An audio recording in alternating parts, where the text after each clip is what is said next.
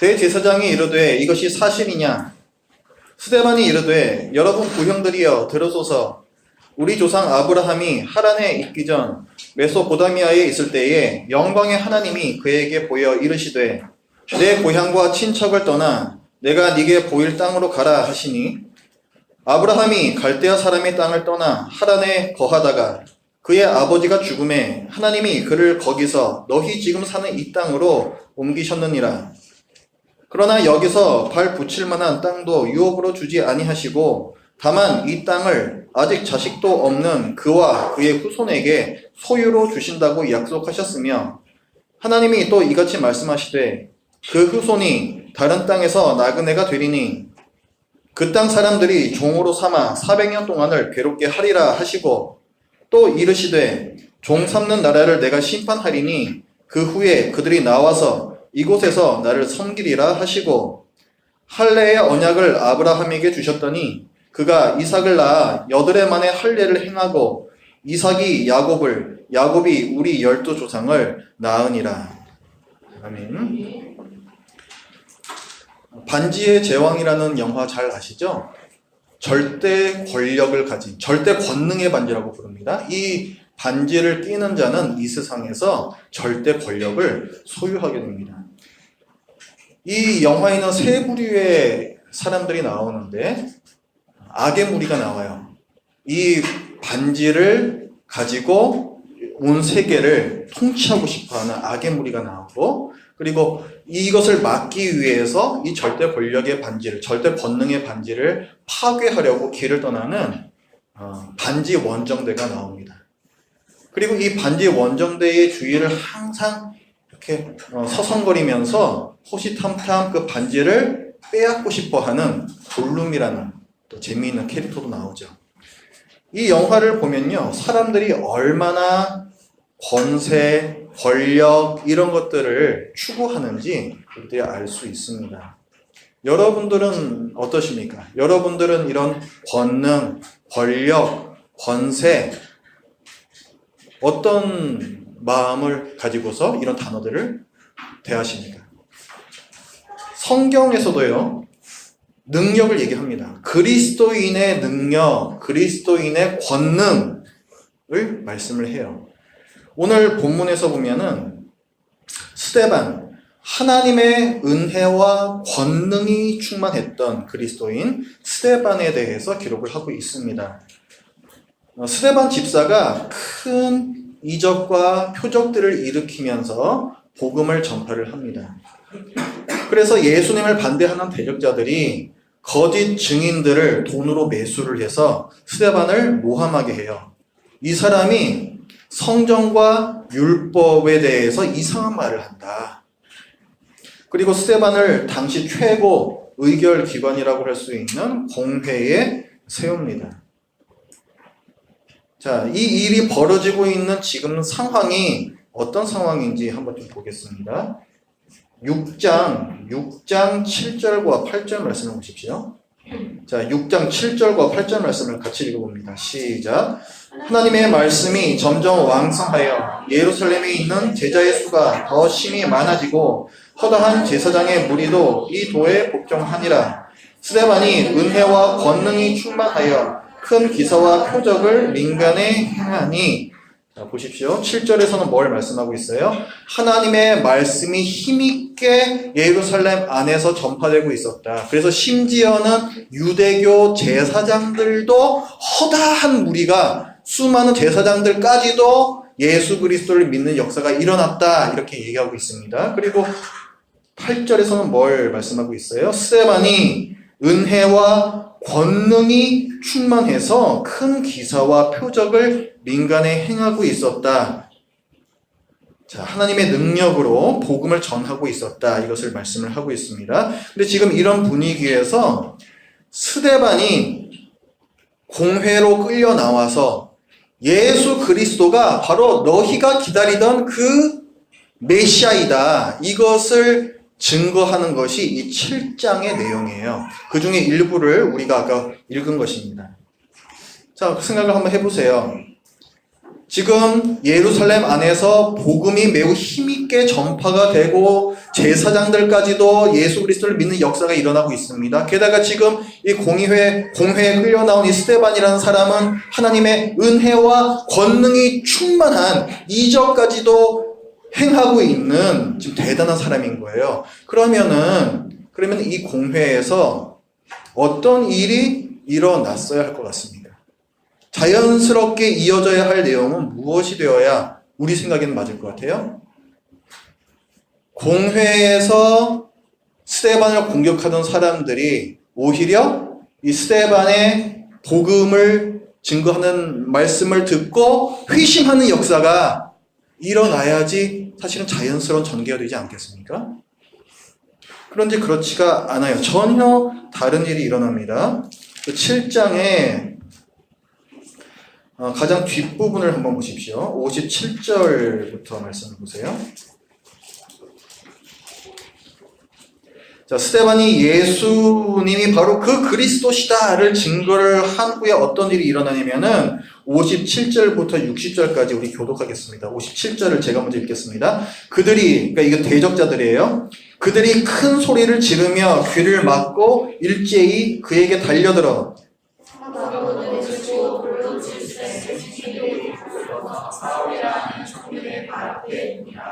그들이 돌로 스데반을 치니 스데반이 부르짖어 이르되 주 예수여 내 영혼을 받으시옵소서 하고 무릎을 꿇고 크게 불러 이르되 주여 이 죄를 그들에게 돌리지 마옵소서 이 말을 하고 자니라.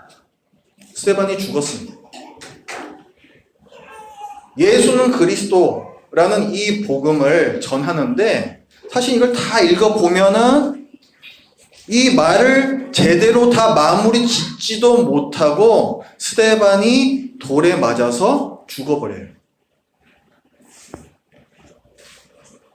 스데반이 지금 어떤 상태였습니까? 자, 6장 5절을 보면요. 믿음과 성령이 충만한 사람 스데반, 이렇게 스데반을 소개합니다. 또 그 밑에 8절에서는 스데반이 은혜와 권능이 충만하여, 또 그 밑에 10절에서는 스데반이 지혜와 성령으로 말미암아, 그 다음에 그 밑에 15절에서는 그 얼굴이 천사의 얼굴과 같더라. 이게 지금 공회에 끌려 나왔던 스데반의 상태였습니다. 심지어 이 스데반은 맞아 죽을 때에도요, 7장 55절 말씀을 보면은 스데반이 성령 충만하여 하늘을 우러러 주목하여 하나님의 영광과 및 예수께서 하나님 우편에 서신 것을 보았다. 심지어는 죽을 때까지도 성령 충만했던 게 바로 스데반이었다. 이렇게 기록을 하고 있습니다. 그러니까 성령 충만, 은혜 충만, 능력 충만, 이런 말로밖에 설명이 되지 않는 스데반이라는 이 사람이 삶의 현장에서 실제로 당하는 일은 뭐였다는 거예요? 공회에서 복음을 끝까지 전하지도 못하고 돌에 맞아서 죽어버린 거예요. 참 이상하죠. 스데반이 권능으로 충만했던 것이 과연 맞는가? 이게 무슨 권능이냐? 그럼 무능이지. 우린 그런 생각을 하게 됩니다. 이 말씀을 보면요, 복음의 대적자들이 오히려 이긴 것 같아요. 복음이 제대로 전파되지도 못하고 패배한 것 같습니다. 그런데 성경은 교회가 이런 고난을 당했을 때 오히려 복음이 전파되었다라고 기록을 하고 있습니다. 6장 7절을 보십시오. 6장 7절 하나님의 말씀이 점점 왕성하여 예루살렘에 있는 제자의 수가 더 심히 많아지고 허다한 제사장의 무리도 이 도에 복종하니라. 지금 하나님의 말씀, 복음이 어느 지역에서 왕성하게 전파가 되고 있습니까? 이 말씀에 나와 있죠. 어느 지역에서? 예루살렘에서. 자, 그리고 나서 7장에서 스데반이 고난받고 죽는 현장이 나옵니다. 그리고 나서 8장으로 넘어가면요. 자, 8장 1절을 보십시오. 사울은 그가 죽임당함을 마땅히 여기더라. 그 다음에 뭐라 그래요? 그날에 스데반이 돌에 맞아 죽은 그날에 예루살렘에 있는 교회에 큰 박해가 있어 사도 외에는 다 어디로 갔대요? 유대와 사마리아 모든 땅으로 흩어지니라 이렇게 나옵니다. 유대와 사마리아로 흩어진 성도들이 그러면은 뭐 했는가? 그 밑에 4절을 같이 읽습니다. 4절 시작. 그 흩어진 사람들이 두루 다니며 복음의 말씀을 전할세. 아멘. 뭘 했다는 거예요? 복음을 전했다는 거예요. 흩어진 사람들이 어디로 가서? 유대와 사마리아 전 지역으로 흩어져서 복음을 전했다는 거예요. 어떻습니까? 복음이 처음에는 어디에 전파됐었어요? 예루살렘에. 그런데 지금 스데반이 고난을 받은 이때에는 어디까지 복음이 전파됐어요? 온 유대와 사마리아까지 확장이 됐죠? 그러면은 어떤 말씀이 떠오르지 않습니까? 예수님께서 하셨던 명령이자 약속의 말씀이 있었죠. 사도행전 1장 8절에 나오는 말씀이에요. 너희가 예루살렘과 온 유대와 사마리아와 땅끝까지 이르러 내 증인이 되리라 하셨던 그 말씀이 생각이 나죠. 지금 그 명령이자 예언이 그 약속의 말씀이 이루어지고 있는 거예요. 보십시오. 예루살렘에서의 복음 전파와 그리고 유대와 사마리아까지 전파되는 이 복음, 이 사이에는 뭐가 있었다는 거예요? 스데반의 고난, 교회에 대한 핍박이 있었다는 거예요. 성도들이 흩어지는 이 고난이 있었다는 것입니다. 그러니까 복음이라는 것은 교회의 고난을 먹고 진군하는 거예요. 자, 예수님의 그 약속의 말씀과 지금 이 현실에서의 상황을 한번 엮어봅시다. 예수님께서 하셨던 그 약속의 말씀, 그 전문은 이렇게 되어 있죠. 오직 성령이 너희에게 임하시면 너희가 뭘 받고? 권능을 받고 예루살렘과 온 유대와 사마리아와 땅끝까지 이르러 내 증인이 되리라. 이게 약속의 말씀이죠. 자, 복음이 땅끝까지 전파되기 위한 조건은 뭐라는 거예요? 오직 성령이 너에게 임하시고 너희가 뭘 받는 것? 권능을 받는 것. 이것이 복음이 전파되기 위한 전제 조건이라는 거예요. 그런데 이 교회가 권능을 받는다라는 이것이 현실에서는 어떻게 나타났다는 거예요? 오늘 보니까 교회가 고난받는 모습으로 나타났다는 거죠.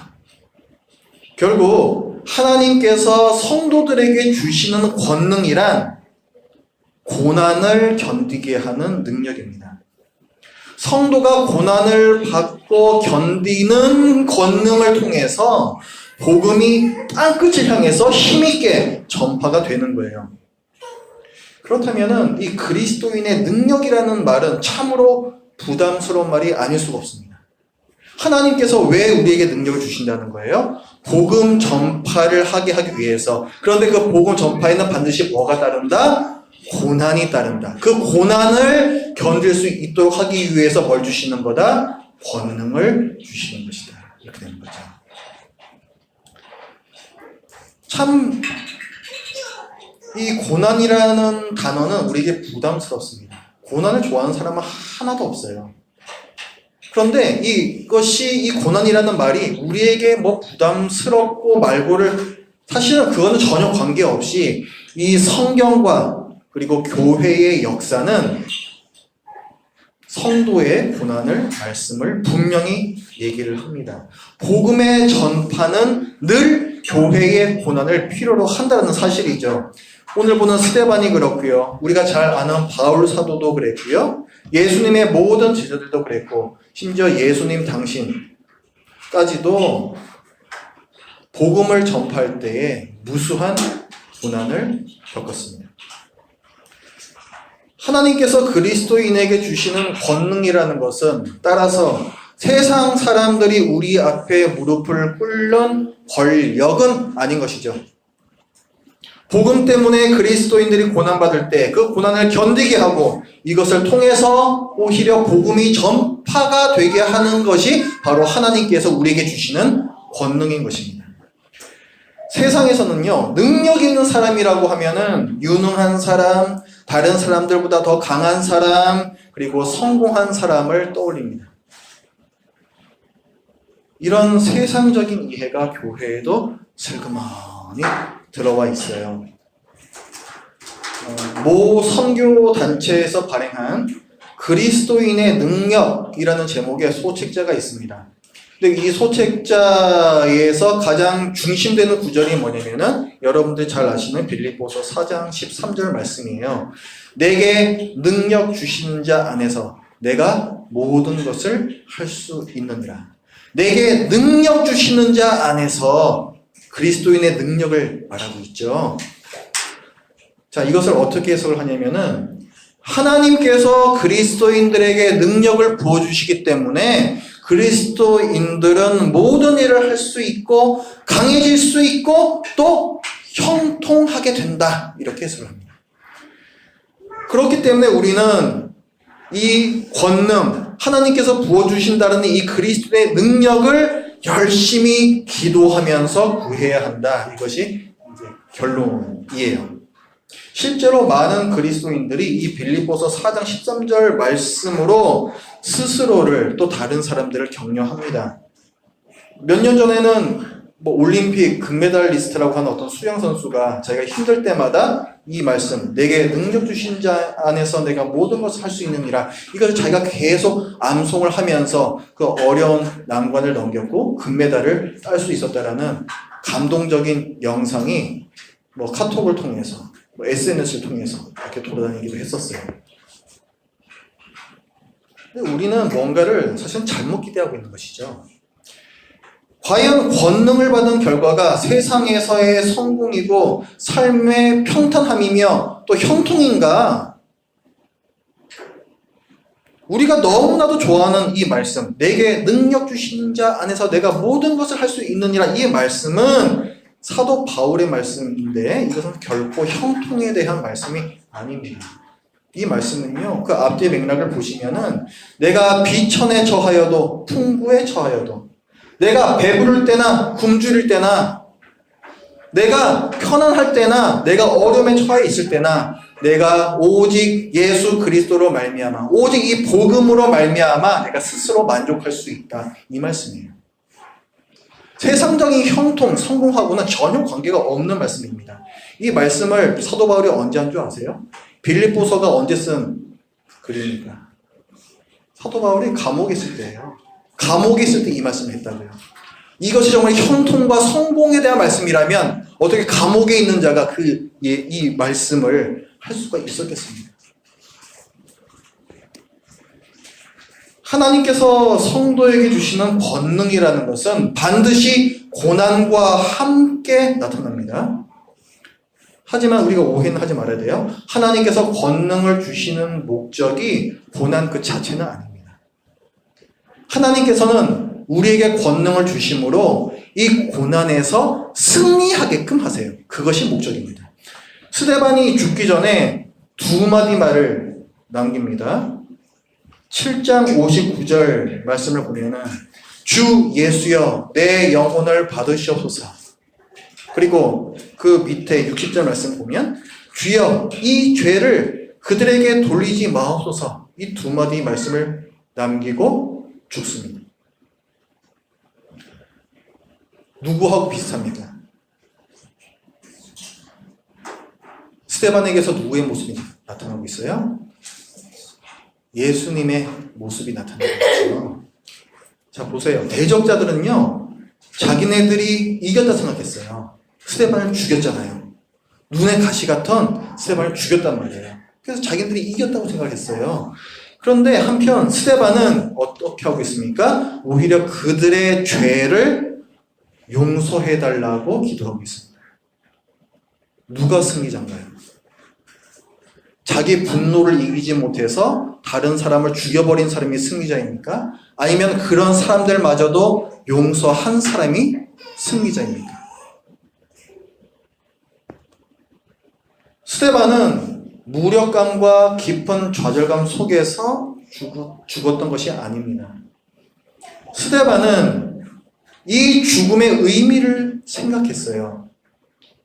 예수님을 위해서 죽는 죽음이기 때문에 이것이야말로 승리이고 또 예수님처럼 용서하는 죽음이었기 때문에 또한 그것이 승리였으며 또한 이것을 통해서 예수님의 영광을 드러낼 수 있었기 때문에 자기가 진정한 승리자다라는 그 승리 의식을 가지고 당당히 죽음을 맞이했습니다.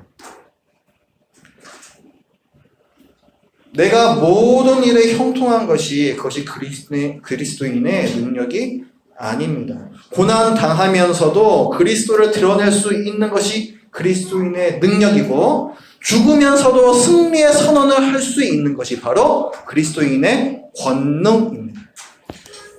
고난을 좋아하는 사람은 단 한 사람도 없어요. 그리스도인이라고 예외가 아닙니다. 그리스도인은요, 고난을 택하는 자가 아니라 하나님의 뜻을 따르는 자입니다. 그런데 이 하나님의 뜻을 성실히 따라가다 보면은 반드시 고난이 따라오고 하나님께서는 그 고난을 견딜 수 있는, 결국은 그 고난에 승리할 수 있는 권능을 주시는 것이죠. 하나님의 말씀대로 살려는 사람의 고난을 통하여서 하나님의 뜻을 드러내시고 하나님의 나라를 그가 있는 그곳에서 넓혀 나가시는 것이 바로 하나님의 방식입니다. 오늘날 교회가 세상에 선한 영향력을 끼치지 못하는 이유는 교회에 능력이 없기 때문에 그래요. 교회가 능력이 없는 이유는 무엇입니까? 세상적인 능력을 구하고 있기 때문에 그런 거예요. 다른 교회보다 더 커지고 싶어하고 교회 안에서 당을 지어서 권력을 쥐고 싶어하고 정치인들과 또 결탁해가지고 어떻게든 교회의 이익을 구하려고 하고 그래서 교회가 능력이 없고 오히려 복음의 걸림돌이 되고 있는 것입니다. 저도 세상적인 욕심이 날 때가 있어요. 제가 예전에 섬기던 교회에서 몇몇 권사님들이 제게 그런 말씀을 하셨습니다.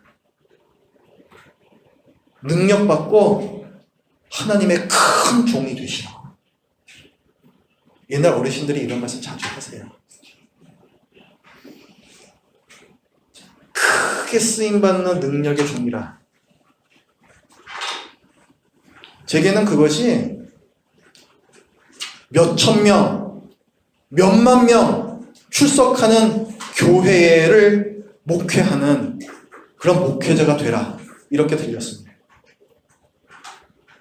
그래서 그렇게 되기 위해서는 우리가 지난주에 그 나면서부터 걷지 못하던 자를 일으켰던 그 베드로를 보았잖아요.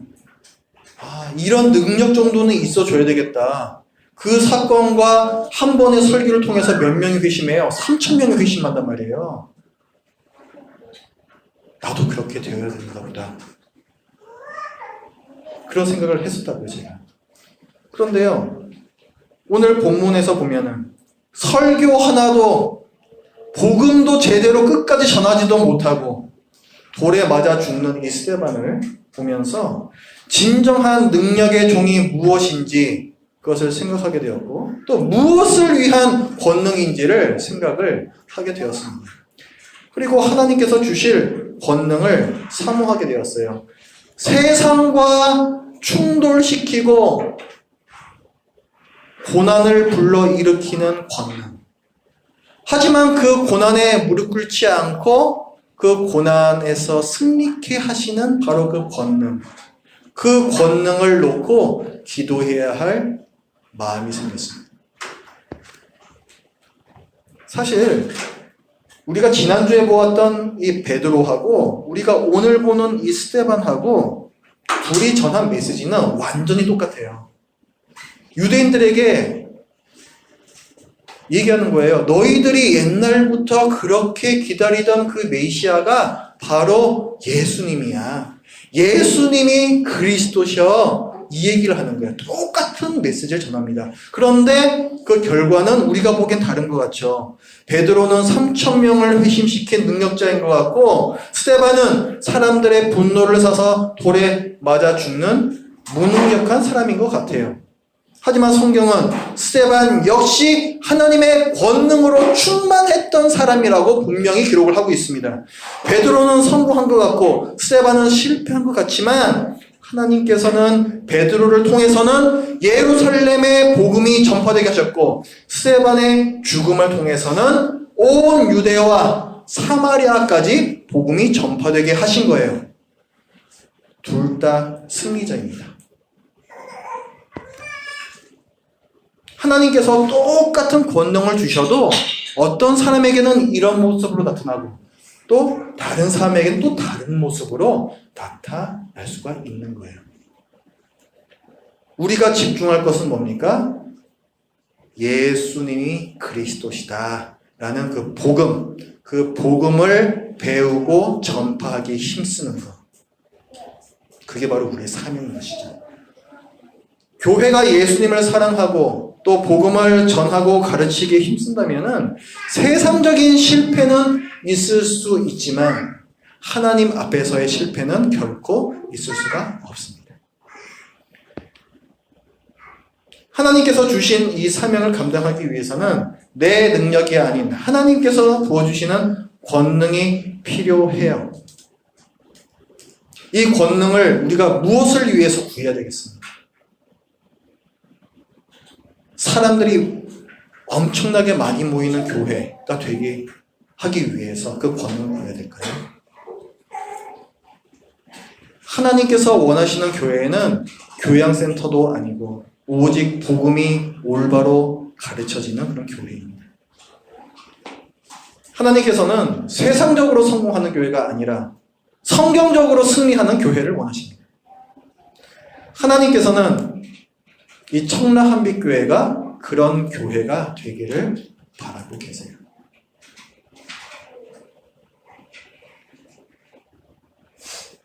우리 교회가 그런 교회가 되기를 바랍니다. 그리고 분명히 이 과정 가운데에는 고난이 따라올 거예요.